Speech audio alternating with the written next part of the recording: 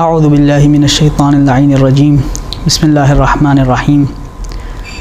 الحمد للہ ذی المن والاحسان وذی العز والسلطان الذي خلق الانسان وعلمه البیان والصلاة والسلام على نبی الانس والجان ام الامکان واب الاکوان رحمة على الخلق من الرحمن وعلى آله الذين هم خلفاء الرب المنان لا سيما بقية الله الذي هو صاحب الزمان واللعنة الدائمة على أعدائهم من الآن إلى آخر الزمان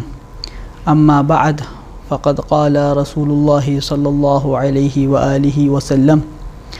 من كنت مولاه فهذا علي مولاه۔ گفتگو کے ابتدا میں اپنی جانب سے اور تمام مومنین و مومنات کی جانب سے اس عید سعید غدیر کے موقع پر زمانے کے امام حجت دوران حضرت حجت ابن الحسن العسکری کی بارگاہ میں ہدیہ تبریک و تہنیت پیش کرتا ہوں۔ اسی مناسبت سے یہ گفتگو رہے گی اور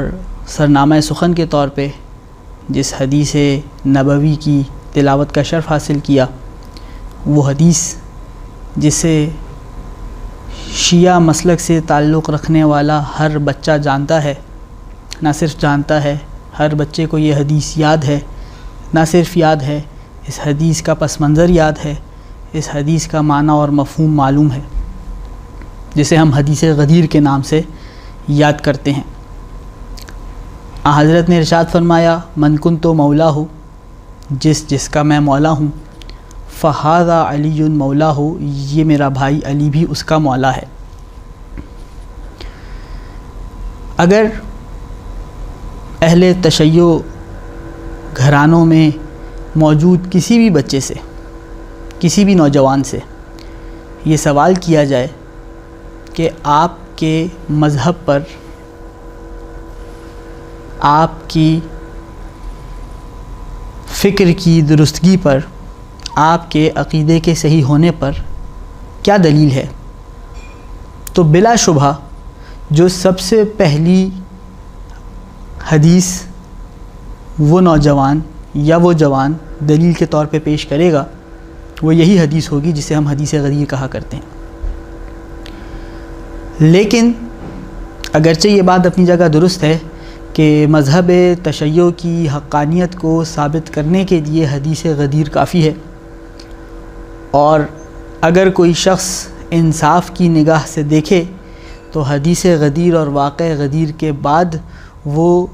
یقین سے کہہ سکے گا کہ جس فرقے کو نبی نے جنت کی بشارت دے رکھی ہے، جس کے نجات یافتہ ہونے کی سند نبی نے عطا کر رکھی ہے، وہ فرقہ شیعہ اثنا عشری کا فرقہ ہے۔ یہ بات اپنی جگہ درست ہے، لیکن معاملہ کچھ اس طرح ہے کہ کیونکہ عام طور پر ہمارے نوجوان، ہمارے جوان علمی اور فنی حوالے سے علم حدیث اور علم رجال کے اصول سے ناواقف ہوا کرتے ہیں، تو اگر کوئی مد مقابل جو علم حدیث، علم درایت اور علم رجال کو جانتا ہو، وہ کچھ سوال ہمارے نوجوانوں سے کرے، تو یہ عین ممکن ہے کہ ہمارے نوجوان، ہمارے جوان، ہمارے ساتھی اس کا جواب دینے سے قاصر رہیں، جس کا نتیجہ یہ نکلے کہ عین ممکن ہے کہ ان کے ذہن میں بھی یہ سوال ابھرنا شروع ہو کہ کیا واقعی حدیث غدیر سے ہمارے مذہب کی حقانیت ثابت ہوتی ہے یا نہیں۔ اس بات کو مد نظر رکھتے ہوئے اس گفتگو میں کوشش یہ کی جائے گی کہ یہ حدیث غدیر جو ایک شمشیر براں ہے خلافت بلا فصل کے منکر کے عقیدے کے سر کو قلم کرنے کے لیے، لیکن یہ تلوار اس وقت کام آئے گی جب ایسے شخص کے ہاتھ میں ہو جو اس تلوار کو چلانا جانتا ہو۔ تو اسی بات کو مد نظر رکھتے ہوئے کوشش یہ کی جائے گی کہ اس گفتگو میں اسے مختصر سے مختصر رکھا جائے، اور اس گفتگو میں کچھ علمی اور فنی اعتبار سے حدیث غدیر کو نوجوان اور جوان ساتھیوں کے سامنے پیش کیا جائے۔ اب اگر ہم علوم حدیث، علم درایت، علم رجال، علم حدیث کی طرف رجوع کریں تو جب بھی ہمارے سامنے کوئی بھی حدیث آئے، حدیث غدیر کی میں بات نہیں کر رہا، ایک عمومی قاعدہ ہے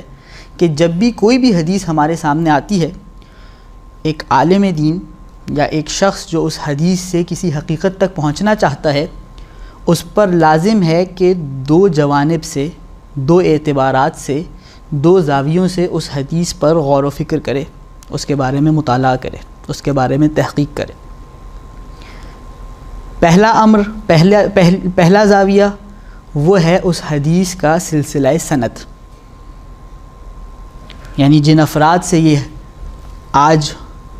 سن 1442 ہجری میں یہ حدیث مجھ تک پہنچی ہے،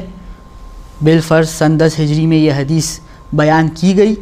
اس وقت سے آج تک جن افراد کے ذریعے یہ حدیث مجھ تک پہنچی ہے ان افراد کے بارے میں تحقیق کی جائے، جسے کہا جاتا ہے کہ حدیث کی سند کے بارے میں تحقیق و گفتگو کرنا۔ یہ مرحلہ ہمیں اس نتیجے تک پہنچائے گا کہ کیا واقعاً یہ الفاظ معصوم کی زبان سے صادر ہوئے ہیں یا نہیں۔ اگر میں اس سلسلہ سند کی تحقیق کروں اور ایک اطمینان بخش نتیجے تک پہنچ جاؤں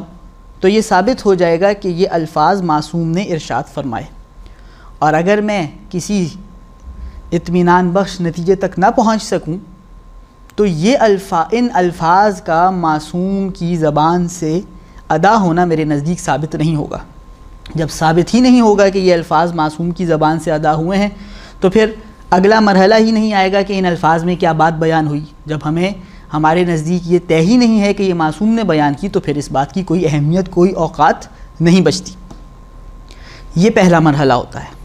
کسی بھی حدیث کے حوالے سے۔ دوسرا مرحلہ ہوتا ہے اس حدیث کے متن کے بارے میں گفتگو اور تحقیق کرنا۔ جب پہلے مرحلے میں ہم یہ بات ثابت کر چکے کہ یہ سند کے حوالے سے حدیث صحیح ہے یا یہ ایسی حدیث ہے جس پہ بھروسہ کیا جا سکتا ہے، اور یہ ثابت ہو گیا کہ یہ حدیث اب زبان معصوم سے جاری ہوئی ہے، تو دوسرا مرحلہ آتا ہے کہ اب اس حدیث کے الفاظ کو دیکھا جائے، اس حدیث کے متن کو دیکھا جائے، اور یہ گفتگو کی جائے کہ کیا یہ حدیث ہمارے دعوے کو ثابت کرتی ہے یا ہمارا جو بھی دعویٰ ہے، جو بھی ہم نقطہ نظر رکھتے ہیں، جو بھی ہم عقیدہ رکھتے ہیں، اسے ثابت نہیں کرتی۔ یہ دوسرا مرحلہ ہوتا ہے۔ حدیث غدیر کے بارے میں ہم اسی انداز میں چلیں گے۔ پہلے مرحلے میں ہم اس حدیث کی سند کے حوالے سے تحقیق کریں گے اور دیکھیں گے کہ کیا یہ بات ثابت ہے علمی قواعد و ضوابط کے تحت کہ یہ الفاظ حضرت کی زبان مبارک سے ہی جاری ہوئے ہیں، اور جب یہ مرحلہ طے ہو جائے گا تو ہم دوسرے مرحلے کی طرف آئیں گے کہ کیا یہ الفاظ جو حضرت کی زبان مبارک سے جاری ہوئے ہم شیعہ اثنا عشری کے عقیدے کو ثابت کرتے ہیں، ہمارے دعوے کے مطابق ہیں یا نہیں۔ یہ ہمارے دعوے کو ثابت ہی نہیں کرتے، یہ بالکل ایک الگ بات کر رہے ہیں۔ تو پہلے مرحلے کو شروع کرتے ہیں کہ اس حدیث غدیر کی سند۔ اب یہاں پر میں یہ بات عرض کرتا چلوں کہ علماء علم درایت نے احادیث کی مختلف اقسام بنائی ہیں، اس اعتبار سے کہ کیا اس حدیث پر بھروسہ کیا جا سکتا ہے، اس پر اطمینان کیا جا سکتا ہے، اس سے اپنا عقیدہ بنایا جا سکتا ہے، یا اس سے کوئی فقہی مسئلہ حاصل کیا جا سکتا ہے، یا ایسا نہیں کیا جا سکتا۔ اس اعتبار سے حدیث کی مختلف اقسام بیان کی گئی ہیں۔ ہمارے پاس حدیث متواتر بھی ہے اور خبر واحد بھی ہے۔ خبر واحد کے اندر بعض احادیث صحیح ہوتی ہیں، بعض حسن ہوتی ہیں، بعض موثق ہوتی ہیں، بعض ضعیف ہوتی ہیں۔ علماء جو قدیم علماء تھے ان کی ایک الگ تقسیم بندی تھی، جو موجودہ علماء ہیں ان کی ایک الگ تقسیم بندی ہے۔ اس تمام تفصیلات میں جائے بغیر صرف یہ بات میرے سننے والوں کے ذہن میں بیٹھ جائے کہ تمام علماء کا اس بات پہ اتفاق ہے کہ جو حدیث اپنی سند کے اعتبار سے سب سے زیادہ مضبوط ہوتی ہے، سب سے زیادہ قابل بھروسہ حدیث متواتر کہلاتی ہے۔ اور حدیث متواتر کیا ہے اور کیوں یہ حدیث سب سے زیادہ قابل بھروسہ ہے تمام اقسام کے اندر، اس کی وجہ یہ ہے کہ حدیث متواتر ایسی حدیث کو کہا جاتا ہے جس حدیث کو بیان کرنے والے راوی 1 2 4 6 نہ ہوں، بلکہ اس قدر زیادہ ہوں کہ ان تمام لوگوں کا غلطی کرنا بھی ممکن نہ ہو۔ اگر کسی حدیث کو 2 افراد نقل کریں، یہ امکان موجود ہے کہ ان 2 سے غلطی ہو جائے، لیکن اگر کوئی بات 200 بندے مجھ کو آ کر بتائیں تو یہ امکان موجود نہیں کہ 200 کے 200 افراد سے غلطی ہوئی ہو۔ اور اسی طرح وہ افراد اتنے الگ، ان افراد کی مکان رہائش میں، زمان رہائش میں، زبانوں میں، قوم میں، نسل میں اتنا اختلاف پایا جاتا ہو کہ ان سب کا ایکا کر کے جھوٹ کہنا بھی ممکن نہ ہو۔ اگر کسی ایک گھر کے 2 بھائی آئیں اور مجھے ایک بات بتائیں تو اس بات کا امکان پایا جاتا ہے کہ دونوں نے اس بات پر اتفاق کر لیا ہو کہ ہم جھوٹ بات پھیلائیں گے۔ لیکن اگر 50 بندے، ایک کسی شہر کا رہنے والا، ایک کسی شہر کا رہنے والا، ایک کوئی زبان بولنے والا، ایک کوئی زبان بولنے والا، وہ سب کے سب آ کر مجھے ایک ہی بات بتائیں تو اب اس کا امکان نہیں بچتا کہ یہ 50 کے 50 الگ الگ علاقے، الگ الگ شہروں میں رہنے والے، الگ الگ عمر کے لوگ، الگ الگ عقیدہ رکھنے والے لوگ، الگ الگ فکر رکھنے والے لوگ، الگ الگ زبان رکھنے والے لوگ ایکا کر کے ایک جھوٹی بات کی تشہیر کریں۔ اس کا امکان نہیں پایا جاتا۔ تو حدیث متواتر اس قسم کی حدیث کو کہا جاتا ہے جسے اتنے زیادہ لوگ نقل کریں اور اتنے مختلف قسم کے لوگ نقل کریں کہ نہ ان سب کا غلط فہمی کا شکار ہونا ممکن ہو، نہ ان سب کا جان بوجھ کر غلط بات کی تشہیر کرنا یہ ممکن ہو، یعنی کوئی امکان نہ پایا جاتا ہو کہ یہ غلط بات بیان کر رہے ہوں گے۔ ایسی حدیث کو حدیث متواتر کہا جاتا ہے۔ اور کیوں یہ سب سے زیادہ قابل بھروسہ اور قابل اطمینان قسم ہے احادیث کی اقسام میں سے؟ کیونکہ ایسی حدیث کے بارے میں جب کوئی امکان یا احتمال ہی نہیں کہ اس میں غلطی پیش آ جائے یا اس میں جھوٹ شامل ہو جائے، تو سننے والے کو یقین حاصل ہو جاتا ہے کہ یقیناً ضرور بالضرور یہ الفاظ معصوم کی زبان سے ادا ہوئے ہیں۔ یہ وہ وجہ ہے جس کی وجہ سے حدیث متواتر احادیث کی تمام اقسام میں سب سے زیادہ مضبوط شمار ہوتی ہے، علم درایت کے اعتبار سے، علم حدیث کے اعتبار سے۔ اب اگر ہم حدیث غدیر جو ہمارا موضوع گفتگو ہے اس کی جانب نگاہ کریں تو یہ حدیث سند کے اعتبار سے احادیث متواترہ میں سے ہے۔ یہ حدیث تواتر سے ہم تک پہنچی ہے۔ 100 سے زیادہ اصحاب نے اس حدیث کو نقل کیا ہے، اہل بیت نے اس حدیث کو نقل کیا ہے، اصحاب کے بعد تابعین نے، ان کے بعد تبع تابعین نے، ان کے بعد علماء نے اپنی کتابوں میں شاید سینکڑوں کی تعداد میں کتابوں میں یہ حدیث نقل ہوئی ہے اور ہم تک پہنچی ہے۔ اور یقیناً ان سب کے سب کا ایکا کر کے جھوٹ بولنا یا سب کے سب کا غلط فہمی کا شکار ہو جانا، سب کے سب سے ایک جیسی غلطی کا سرزد ہونا یہ ممکن نہیں ہے۔ لہٰذا حدیث غدیر سند کے اعتبار سے حدیث غدیر پر کوئی کسی قسم کی انگلی نہیں اٹھا سکتا، کیونکہ یہ حدیث احادیث متواترہ میں سے ہے۔ کوئی ہم پر بڑھ کر اعتراض کرے کہ قبلہ یہ تو آپ اپنے علماء، شیعہ علماء، امامیہ فقہا کے نظریے کے تحت گفتگو کر رہے ہیں کہ وہ اس حدیث کو حدیث متواتر مانتے ہیں، ہو سکتا ہے دوسرے مکاتب فکر کے علماء اس حدیث کو حدیث متواتر نہ مانتے ہوں۔ تو جواب یہ عرض کروں گا کہ ایسا نہیں ہے۔ اہل سنت کے بزرگ علماء نے پوری کتابیں لکھی ہیں، یعنی یہ ایک روش رہی ہے بعض علماء کی کہ جب کوئی بھی عالم دین حدیث کی کتاب لکھنا چاہتا ہے تو وہ کوئی نہ کوئی معیار معین کرتا ہے کہ وہ کس معیار پر احادیث کو جمع کر رہا ہے اس کتاب میں۔ بعض علماء کی یہ روش رہی ہے کہ انہوں نے صرف متواتر احادیث کو جمع کر کے کتاب لکھی ہے، اور میرے پاس کئی نام ہیں اہل سنت کے علماء کے جنہوں نے صرف متواتر احادیث کو جمع کر کے کتابیں لکھی ہیں، جن میں سیوطی شامل ہیں، جلال الدین سیوطی، جن میں زبیدی شامل ہیں، جن میں القطانی شامل ہیں، اور جن میں علی متقی الہندی شامل ہیں۔ ان چاروں افراد نے، اور ان کے علاوہ اور افراد بھی ہیں جن کے نام میں تذکرہ کروں گا تو جو ہمارا مقصد ہے کہ اس گفتگو کو مختصر رکھا جائے وہ فوت ہو جائے گا۔ ان چاروں علماء نے جو کتابیں لکھی ہیں جن میں صرف اور صرف متواتر احادیث کو جمع کیا ہے، ان چاروں نے اپنی اپنی کتابوں میں اس حدیث غدیر کو بھی درج کیا ہے۔ اور اس کے علاوہ دسیوں اہل سنت کے علماء ہیں جنہوں نے اس فکر کے تحت تو کتاب نہیں لکھی کہ فقط متواتر احادیث کو جمع کیا جائے، بلکہ انہوں نے ہر قسم کی احادیث کو جمع کیا ہے، لیکن جب انہوں نے اپنی کتاب میں حدیث غدیر کو لکھا تو اس بات کا اقرار کیا ہے کہ یہ حدیث متواتر ہے۔ میں نام گننا شروع کروں تو ذہبی ہیں، ابن کثیر دمشقی ہیں، ابن جزری ہیں، اور بہت سے افراد ہیں جنہوں نے اس حدیث کو حدیث متواتر کہا ہے، لکھا ہے اور مانا ہے۔ لہٰذا حدیث غدیر کے حوالے سے، اس کی سند کے اعتبار سے اس حدیث پر کسی قسم کا کوئی اعتراض نہیں کیا جا سکتا۔ یہ وہ پہلا مرحلہ ہو گیا جو کسی بھی حدیث کے حوالے سے ڈسکس کیا جاتا ہے۔ اب آ جائیے دوسرے مرحلے کی طرف۔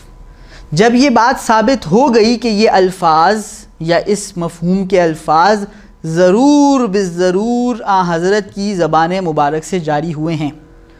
تو اب ہمیں دیکھنا ہوگا کہ یہ کیا الفاظ ہیں جو جاری ہوئے ہیں، اور کیا یہ الفاظ ہم شیعہ مذہب کو ماننے والے افراد کے دعوے کے اوپر دلیل بن سکتے ہیں یا نہیں۔ ان الفاظ میں کوئی اور گفتگو ہو رہی ہے، ہمارا دعویٰ کچھ اور ہے، ان دونوں کا آپس میں کوئی ملاپ نہیں۔ تو اس کے لیے ہمیں متن حدیث کو دیکھنا پڑے گا، حدیث کے الفاظ کو دیکھنا پڑے گا۔ اب جب یہ مرحلہ آتا ہے تو ہمارے پاس اہل سنت کے متعدد منابع جن میں حدیث غدیر کا تذکرہ ہے، ایک طرف وہ موجود ہیں، اور ایک طرف شیعہ کتب جن میں حدیث غدیر موجود ہے، وہ ہمارے پاس کتب سامنے ہیں۔ الفاظ کو دیکھا جائے تو اہل سنت کے منابع میں حدیث غدیر یا خطبہ غدیر کا مکمل تذکرہ موجود نہیں۔ اب مکمل تذکرہ موجود نہیں، یہ میں کیسے آپ کی خدمت میں عرض کر رہا ہوں؟ 2 سے 3 میں آپ کو کتابوں میں جو الفاظ لکھے ہیں ان کی طرف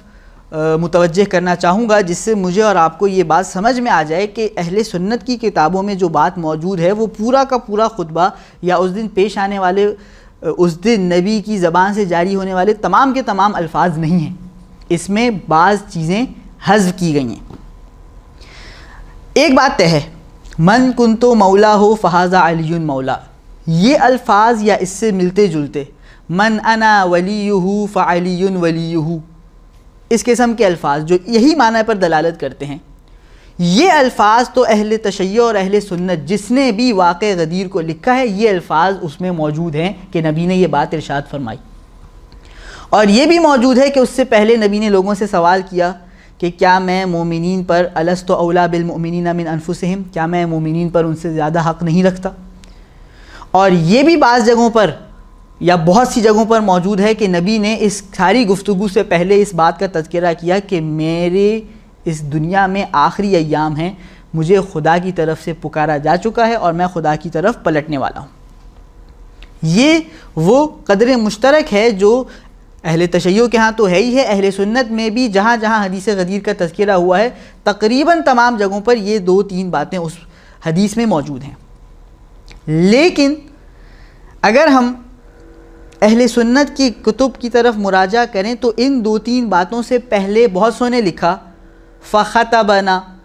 رسول خدا نے نماز پڑھی اور اس کے بعد خطبہ دیا، اور خطبہ دینے کے بعد رسول خدا نے یہ سوال کیا الست اولا بالمؤمنین من انفسہم، یا رسول خدا نے بتایا کہ مجھے دعوت دے دی گئی ہے، دعی تو مجھے دعوت دے دی گئی ہے اور اب میں اس دنیا سے رخصت ہونے والا ہوں، اور پھر من کنتو مولا ہو، اور پھر مولا علی کی حق میں چند دعائیہ جملے۔ تو اس روایت کو شروع کیا ہے فخطبنا، خطبہ بیان فرمایا۔ اب وہ خطبہ کیا ہے وہ بیان نہیں کیا گیا۔ بعض نے لکھا ہے قام فینا خطیبا، نبی نے نماز پڑھی پھر کھڑے ہوئے اور خطبہ دیا، اور پھر وہی گفتگو کہ اپنی موت کا تذکرہ کیا، مولا کی ولایت کا اعلان کیا اور چند دعائیہ جملے۔ اس خطبے میں کیا تھا بیان نہیں ہوا۔ لیکن اگر ہم المستدرک علی الصحیحین، صحیح مسلم اور صحیح بخاری سے جو حدیثیں رہ گئی تھیں، اور ان میں صحیح مسلم اور صحیح بخاری ان احادیث میں وہ تمام شرائط موجود تھیں جو صحیح مسلم اور صحیح بخاری میں داخل ہونے کے لیے کسی حدیث میں ہونی چاہیے، ان احادیث کو جمع کر کے حاکم نیشابوری نے کتاب لکھی المستدرک علی الصحیحین، بہت مشہور کتاب ہے اہل سنت کی. انہوں نے یہ الفاظ لکھے فقام خطیبا فحمد اللہ، نبی نے خطبہ دینا شروع کیا، حمد خدا بیان کی، واثنى علیہ، خدا کی ثنا کی، حمد و ثنا کی، وذکر ووعظ، ہمیں تذکر دیا، یاد دہانی کرائی، نصیحتیں کی. فقال ما شاء اللہ ان یقول، اور جو خدا چاہتا تھا نبی نے اس دن بیان فرمایا. کیا چاہتا تھا؟ حاکم نیشابوری نے اپنی اس روایت میں نقل نہیں کیا، یا حاکم نیشابوری تک جو روایت پہنچی اس میں نقل نہیں ہوا. لیکن اہل سنت کی ایک اور کتاب جو 9ویں صدی ہجری میں لکھی گئی، مجمع الزوائد و منبع الفوائد، جو کہ ہیثمی کی ہے، انہوں نے کچھ الفاظ لکھے. انہوں نے کیا لکھا؟ انہوں نے خطبہ غدیر کو یا حدیث غدیر کو جب بیان کیا تو انہوں نے لکھا فواللہ ما من شیء یکون الی الساعہ الا قد اخبرنا به یومئذ. انہوں نے جب یہ روایت لکھی تو راوی سے نقل کیا کہ راوی کہتے ہیں خدا کی قسم قیامت تک آنے والی جس چیز کی ہمیں ضرورت تھی اس دن نبی نے وہ ساری کی ساری باتیں ہمیں بتائیں. اب یہاں پر ہمارا سوال ہے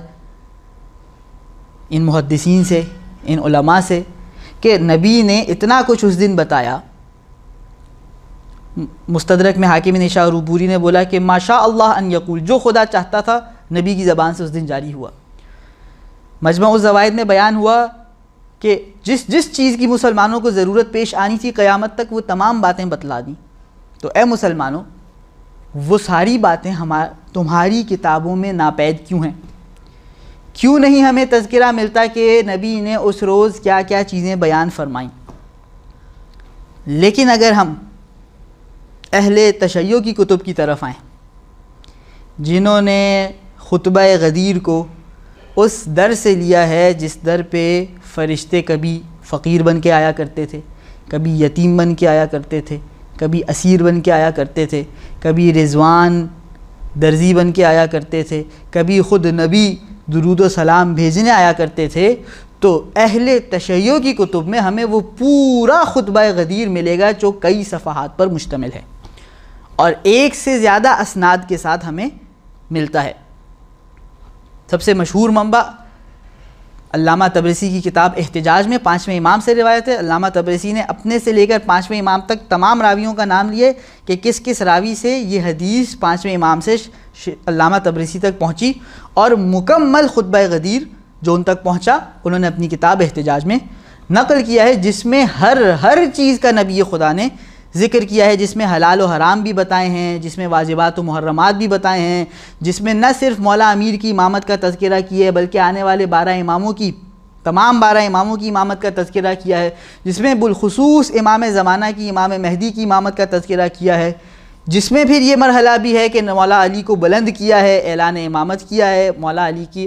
شان میں، مولا علی کے حق میں دعائیہ جملات ادا کیے ہیں، اور ایک عمومی انداز میں لوگوں سے مولا کے لیے بیعت لی ہے. یک بیک تو بیعت نہیں ہوئی، ایک عمومی انداز میں بیعت لی گئی ہے. وہاں پر یہ تمام تر باتیں ہمیں مذکور ملتی ہیں. اب اگر ہم ان ساری باتوں کو جو ہماری کتب میں ہیں اور اہل سنت کی کتب میں نہیں ہیں، اگرچہ اشارہ موجود ہے کہ نبی نے خطبہ دیا، نبی نے بہت کچھ بیان کیا، نبی نے ہر چیز کو بیان کیا جس کی ضرورت تھی، یہ باتیں لکھ دی انہوں نے، لیکن وہ کیا تھیں وہ بیان نہیں کیا، ان کو ہم چھوڑ دیں اور صرف اس جملے پر غور کریں جو جملہ ہماری کتب میں بھی موجود ہے اور اہل سنت کی کتب میں بھی موجود ہے، اور وہ وہی جملہ ہے جو میں نے سرنامہ سخن میں آپ کی خدمت میں پیش کیا کہ من کنت مولا ہو فہذا علی مولا ہو، جس کا میں مولا ہوں یہ علی بھی اس کا مولا ہے. اگر صرف اسی ایک جملے پر ہم ٹکے رہیں اور نظریں جمائے رکھیں تو یہ جملہ کافی ہے مذہب اثنا عشری کی حقانیت کو ثابت کرنے کے لیے. اور کیونکہ اعتراض کرنے والے اس حدیث کی سند پر تو کوئی اعتراض کر نہ سکے جیسا کہ آپ کی خدمت میں پیش کیا، تو زیادہ سے زیادہ زور دیا گیا اس حدیث کے الفاظ پر اعتراض کرنے پہ کہ یہ الفاظ آپ کے دعوے کو ثابت نہیں کرتے. یہ اعتراض ہم پر کیا گیا. کیوں ثابت نہیں کرتے؟ ایک لفظ اس حدیث میں انہیں ایسا ملا جس لفظ کو وہ توڑ مروڑ سکتے تھے اور انہوں نے اسے توڑنے مروڑنے کی مکمل کوشش کی، تاکہ کسی طرح مذہب اثنا عشری کو حدیث غدیر سے جدا کر دیا جائے، اور وہ ہے لفظ مولا۔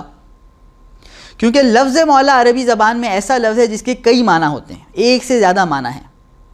اصطلاح میں اسے مشترک لفظی کہا جاتا ہے جس لفظ کے ایک سے زیادہ معنی ہوں۔ اردو زبان میں بھی بعض الفاظ ہوتے ہیں جن کے ایک سے زیادہ معنی ہوتے ہیں، عربی زبان میں بھی بعض الفاظ ہیں جن کے ایک سے زیادہ معنی ہیں۔ ان میں سے ایک لفظ ہے مولا۔ لفظ مولا چچا زاد بھائی کو بھی کہا جاتا ہے، لفظ مولا غلام کے لیے بھی استعمال ہوتا ہے، لفظ مولا آقا اور سید و سردار کے لیے بھی استعمال ہوتا ہے، لفظ مولا مددگار کے لیے بھی استعمال ہوتا ہے، لفظ مولا محبت کرنے والے کے لیے بھی استعمال ہوتا ہے۔ تو لفظ مولا متعدد معنی میں استعمال ہوتا ہے۔ جو حدیث غدیر کو کسی طرح نہ اس کا انکار کر سکے کیونکہ وہ حدیث متواتر ہے، نہ کوئی اور ہیلا تلاش کر سکے، انہوں نے اس لفظ مولا پر نظریں جما لیں اور کہا یہ لفظ مولا جو شیعہ کہتے ہیں یہاں پہ سردار کے معنی میں ہے، اور پاک پیغمبر فرما رہے ہیں جس کا میں سردار تھا، جس کا میں مالک تھا، جس پر میرا اختیار تھا، اس کا علی سردار ہے، اس کا علی مالک ہے، اس پر علی کا اختیار ہے۔ یہ لفظ مولا اس معنی میں نبی پاک نے استعمال نہیں کیا۔ حضرت کی اس لفظ سے یہ مراد نہیں تھی، بلکہ اس لفظ کا ایک اور معنی مراد تھی۔ حضور کیا معنی مراد تھی؟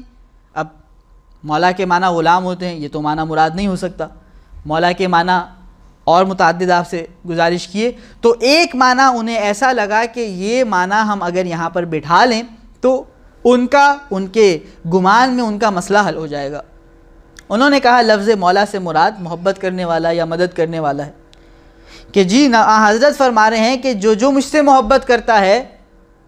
اس پر فرض ہے کہ وہ علی سے بھی محبت کیا کرے۔ یہ ہے اس حدیث کا ترجمہ، اور علی سے سب محبت کرتے ہیں۔ اس سے یہ بات ثابت نہیں ہوتی کہ علی مولا ہیں، علی سید ہیں، علی سردار ہیں، علی خلیفہ ہیں، علی جانشین ہیں۔ یہ وہ بنیادی نقطہ ہے جسے استعمال کر کے علی کی خلافت کا انکار کرنے والے تشیع کو حدیث غدیر سے توڑتے ہیں۔ اب یہاں پر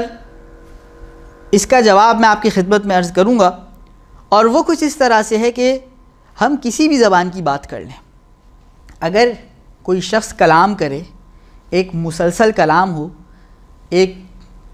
متصل کلام ہو جو آپس میں جڑا ہوا ہو، جو ایک موضوع کے تحت ایک موضوع کے گرد گھوم رہا ہو،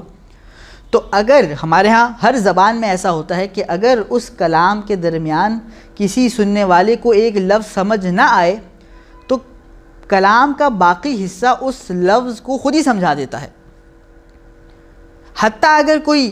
مقرر، کوئی خطیب ایسا لفظ استعمال کر لے اپنی تقریر کے درمیان جس کا معنی سننے والا نہ جانتا ہو، تو اگر وہ تقریر کو شروع سے آخر تک غور سے سن رہا ہوگا، اس کے ذہن میں اگرچہ اسے معنی نہیں پتہ لیکن اسے اندازہ ہو جائے گا کہ اس لفظ کا کیا معنی ہو سکتا ہے۔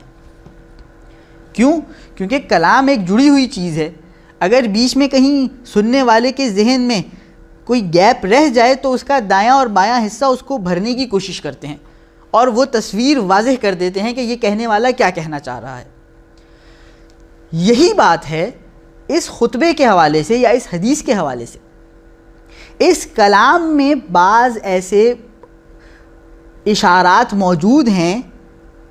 پہلے مرحلے میں تو بات یہ ہے کہ لفظ مولا بالکل واضح ہے کہ یہاں پہ حضرت کی لفظ مولا سے کیا مراد ہے، اور وہ سید و سردار مراد ہے۔ لیکن اگر کوئی یہ دعویٰ کرے کہ نہیں، واضح نہیں ہو رہا حضرت کی کیا مراد ہے، ہو سکتا ہے کچھ اور مراد ہو سکتا ہے مددگار مراد ہو سکتا ہے محبت کرنے والا مراد ہو، تو اس سے کہا جائے گا کہ اگر کلام کے سیاق و سباق کو دیکھا جائے، شروع سے آخر تک کلام کو دیکھا جائے، تو بات بالکل واضح ہو جائے گی کہ لفظ مولا سے کیا مراد ہے۔ کیونکہ اہل سنت کے منابع میں بھی اس بات کا تذکرہ موجود ہے۔ کیا موجود ہے؟ کہ نبی نے پہلے سوال کیا الست اولا بالمؤمنین من انفسہم، کیا میں لوگوں پر ان سے زیادہ حق نہیں رکھتا؟ کیا میں ان کا سید و سردار نہیں ہوں؟ کیا میں ان کا مالک نہیں ہوں؟ اور نبی نے یہ جملہ بھی ایک آیہ قرآنی کی روشنی میں ارشاد فرمایا کہ النبی اولا بالمؤمنین من انفسہم، نبی مومنین کی جانوں پر ان سے زیادہ حق رکھتا ہے۔ ان سے زیادہ حق تصرف رکھتا ہے، ان سے زیادہ اولویت رکھتا ہے۔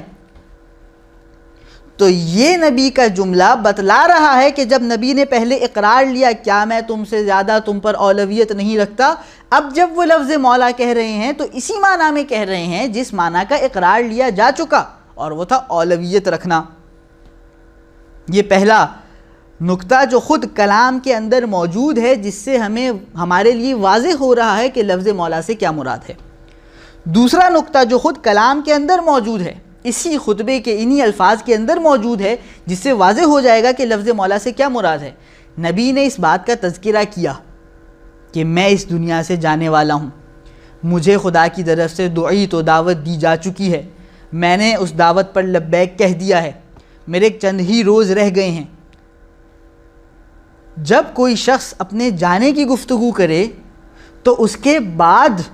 کیا وہ اپنے محبت کرنے والوں کی گفتگو کرے گا یا اپنے بعد اپنے جانشین کی گفتگو کرے گا؟ جانے کے ساتھ، اس دنیا سے رخصت ہونے کے ساتھ کیا چیز ہم آہنگی رکھتی ہے کہ اپنی خبر وفات کے بعد یہ بتلایا جائے کہ میں کس سے محبت کرتا ہوں، یا اپنی خبر وفات دینے کے بعد یہ بتلایا جائے کہ جب میں چلا جاؤں گا تو میرے بعد تمہارے اوپر سید و سردار، میرا جانشین اور خلیفہ کون ہوگا؟ یقیناً ایسا ہے کہ جب نبی نے اپنی موت کا، اپنے اس دنیا سے جانے کا تذکرہ کیا تو اس کے بعد سلسلہ کلام ہمیں خود اس جانب لے جا رہا ہے کہ اب نبی یہ بتلائیں گے کہ میں جو جانے والا ہوں تو من کن تو مولا ہو، جس کا میں مولا ہوں، میں چلا جاؤں گا، ھذا علی مولا، یہ علی بھی اس کا مولا اور سید و سردار ہوگا۔ دوسری چیز ہے جو خود کلام کے اندر موجود ہے، جس سے یہ بات واضح ہو جاتی ہے کہ نبی کی مراد کیا تھی۔ اس کے علاوہ اب اپنے سننے والوں کی علمی سطح کے اعتبار سے یہ بھی بیان کرتا چلوں کہ وہ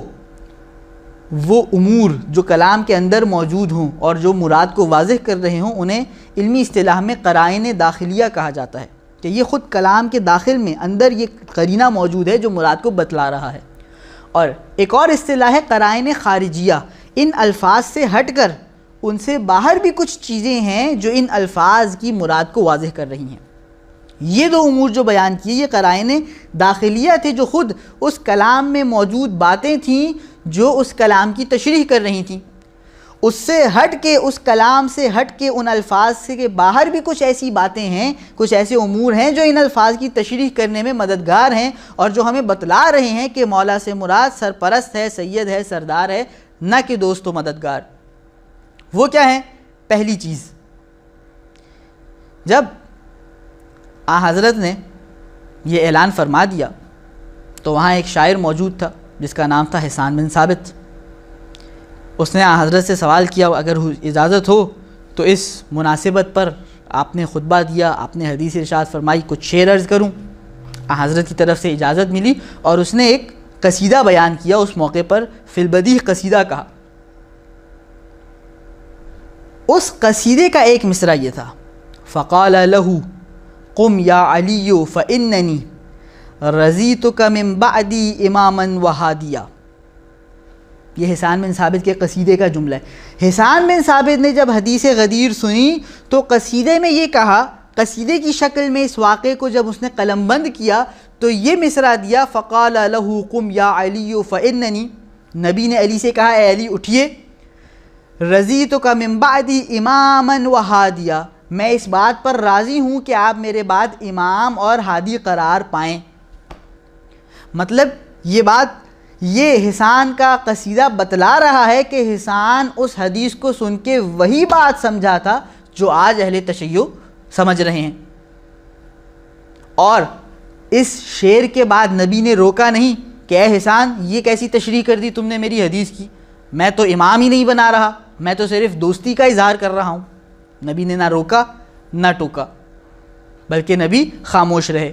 جسے علمی اصطلاح میں تقریر معصوم کہا جاتا ہے، معصوم کا خاموش رہنا۔ اس کے بعد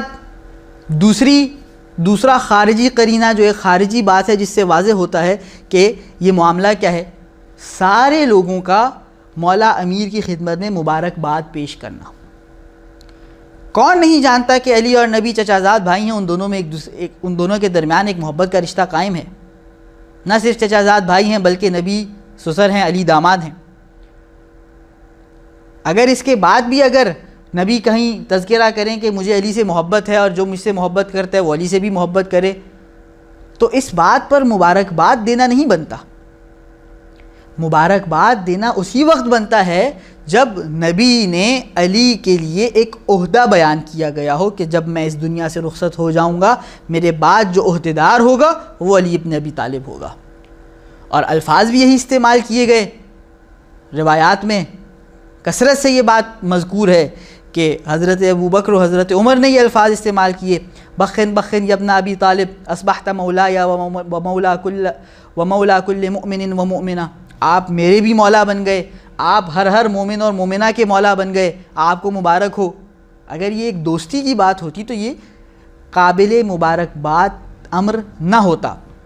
جس سے یہ سمجھ میں آتا ہے کہ وہ صحابہ کرام جنہوں نے علی کو بڑھ کر مبارکباد دی وہ سب یہی سمجھ رہے تھے جو آج میں اور آپ شیعیان حیدر کرار اس حدیث سے سمجھ رہے ہیں. تیسری چیز، حسان بن ثابت وہ پہلا شاعر تھا جس نے قصیدہ کہا. اس کے بعد ایک فہرست ہے شعراء کی عرب میں زمان رسول میں، بعد از زمان رسول آج تک، جو حدیث غدیر کو قصیدے کی صورت میں ڈھالتے آ رہے ہیں، اور سب کے سب اپنے قصیدوں میں یہی بات بیان کر رہے ہیں کہ حضرت نے علی کو اپنا جانشین بنایا، جس کا یہ مطلب ہے کہ وہ سب جو زبان عربی کو جانتے تھے، جو فصاحت اور بلاغت میں اپنی مثال آپ تھے، ان الفاظ سے وہی بات سمجھتے آ رہے ہیں جو شیعہ اپنا عقیدہ بنا چکے ہیں. چوتھا قرینہ، اہل بیت نے متعدد مقامات پر حدیث غدیر کو دلیل بنا کر اپنے مد مقابل کے سامنے پیش کیا کہ یہ دلیل ہے ہمارے جد کی امامت پر، اور کسی نے بڑھ کے یہ نہیں کہا کہ ابن رسول اللہ یہ کیسی دلیل پیش کر رہے ہیں، حضرت نے تو امام نہیں بنایا، حضرت نے تو دوست بنایا. جس کا مطلب یہ ہے کہ اہل بیت بھی اس بات پر قانع تھے اور سامنے والا فریق مخالف بھی اس بات پر قانع تھا کہ اس حدیث میں امامت ہی کو بیان کیا گیا ہے. اور اس کے بعد آخری 3 قرائن میں پیش کروں اور اس گفتگو کو تمام کیا جائے. قرآن کی 3 آیات ہیں جن کا غدیر سے ایک ڈائریکٹ رشتہ ہے. پہلی آیت جو اس واقعے سے پہلے نازل ہوئی، سورہ مائدہ، یا ایھا الرسول بلغ ما انزل الیک من ربک، اور یہ چیز کیا ہے، فإن لم تفعل فما بلغت رسالتہ، اے حبیب، اے رسول، جو خدا کی طرف سے تمہیں بات بتلا دی گئی ہے اور پہنچا دو، اور یہ اتنی اہم ہے کہ اگر یہ نہ پہنچائی تو کار رسالت انجام نہ دیا. کیا کسی دوستی کو بیان کرنا اتنا اہم ہو سکتا ہے کہ پوری رسالت کا دار و مدار اس پر ٹکا رہے؟ یقیناً نہیں. دوسری آیت جو اس واقعے کے فوراً بعد نازل ہوئی، الیوم یئس الذین کفروا، سورہ مائدہ کی آیت نمبر 3. آج کے دن کافر مایوس ہو گئے. کافر کیوں مایوس ہوں گے اگر نبی یہ بتلا کے جا رہے ہوں کہ جی میں جو بھی مجھ سے محبت کرتا ہے یا جو بھی میرا دوست ہے وہ علی سے بھی دوستی کر لے. کیوں کافر مایوس ہوں گے؟ کافر مایوس اس وقت ہوں گے جب کافروں کا ارادہ یہ تھا، کافروں کا گمان یہ تھا، کافروں کی فکر یہ تھی کہ جب محمد مصطفیٰ کو تو ہم نہ روک سکے، نہ قتل کر سکے، نہ لالچ دے سکے، نہ دھمکا سکے، کسی انداز میں نہ روک سکے، اس نے اپنے دین کو قائم کر دیا. اب جب محمد مصطفیٰ اس دنیا سے چلے جائیں گے تو ایک مرتبہ ہم پھر حملہ آور ہوں گے، یہ 20-22 سالہ ثقافت کو ختم کر دیں گے، اور جو سالوں سے دہائیوں سے چلتی آ رہی ہماری ثقافت تھی اسے بحال کر لیں گے. آج کافر اپنی اس سازش میں مایوس ہو گئے جب انہوں نے دیکھا کہ محمد اس دین کو لاوارث چھوڑ کر نہیں جا رہے بلکہ اپنے خاص مورد اعتماد بھائی علی مرتضیٰ کو اس دین کا وارث بنا کے جا رہے ہیں. تب کافر مایوس ہوئے.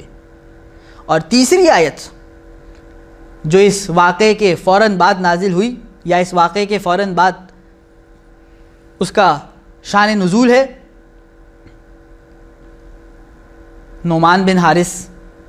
ایک شخص تھا. جب حضرت نے مولا امیر کی ولایت کا اعلان کیا تو بڑھ کر اعتراض کیا کہ یا رسول اللہ، آپ نے نماز، روزہ، حج، خمس، زکوٰۃ سب بتایا، ہم نے مانا. آپ نے بولا میں نبی ہوں، ہم نے مانا. آپ نے بولا خدا ہے، ہم نے مانا. لیکن اگر آپ اپنے بھائی کو خدا کے حکم سے ہی ہمارا امام بنا رہے ہیں تو مجھ پر عذاب نازل ہو۔ سورہ معارج کی ابتدائی آیات، سأل سائل بعذاب واقع للکافرین لیس له دافع من اللہ ذی المعارج۔ آسمان سے ایک پتھر آیا، اس شخص کو چیرتا ہوا نکل گیا، وہ شخص وہیں پر ہلاک ہو گیا۔ کیا علی سے محبت کرنا اتنا ناقابل ہضم بات تھی کہ حارث بن نعمان بن حارث نے اپنے لیے خود ہی عذاب کا مطالبہ کر لیا؟ یہ کوئی ناقابل ہضم بات نہیں تھی۔ کیا بات تھی جو ناقابل ہضم تھی، جو نعمان بن حارث ہضم نہ کر پایا اور اپنے لیے دعائے عذاب کر ڈالی؟ وہ علی کو مولا ماننا تھا، علی کو آقا ماننا تھا، علی کو اپنا سید و سردار ماننا تھا، علی کو نبی کا جانشین ماننا تھا۔ اور یہی وہ بات ہے جو آج تک بہت سے نعمان بن حارثوں سے ہضم نہیں ہو رہی، جس کی وجہ سے وہ اس حدیث کو، جسے اگر کوئی شخص انصاف کا چشمہ لگا کر دیکھے تو ہو نہیں سکتا کہ وہ شخص شیعہ نہ ہو، وہ اس حدیث میں بھی شک و شبہ پیدا کرتے ہیں، اس کو بھی اعتراض کی نگاہ سے دیکھتے ہیں، اس پر بھی شک کی انگلی اٹھاتے ہیں۔ یہ اگر اس حدیث کے اوپر شیعہ نوجوانوں کا مضبوطی سے ان کی گرفت میں ہو، علمی اعتبار سے کہ کس طرح کس مقام پر جواب دیا جا سکتا ہے، وہ اپنے آپ کو مضبوط اور تیار رکھیں، تو یہ ایک ایسا ہتھیار ہے ان کے ہاتھ میں جس سے وہ ہر باطل عقیدے کا قلع کما کر سکتے ہیں۔ اس گفتگو کے آخر میں یہ دعا ہے پالنے والے کی بارگاہ میں کہ پالنے والے ہمیں غدیری زندہ رکھ،